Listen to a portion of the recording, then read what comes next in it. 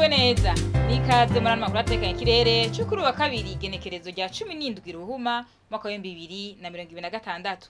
Mu gitondo hitezwe ikirere kiri mwizuba n'ibicu bike bike mu gihugu cyose.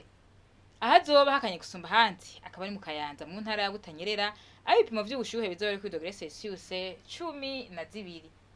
Ku muhingamo naho hitezwe imvura mu gihugu cyose. Ahazoba hashushe gusumba hanzi akaba ari Ibujumbura hamwe no mu Cibitoke abipimo bizoba kuri degrees Celsius 29. Mu gitondo hitezwe ko izuba rizoseruka igihe cy'isaha 12 zirenga iminota 10 rirenge igihe cy'isaha 12 zirenga iminota 22 z'umugoroba. Amakuru atekanye kirema ategura n'ikwejebu agarukiye hano makuru cyane kuyakurikirana na hejo.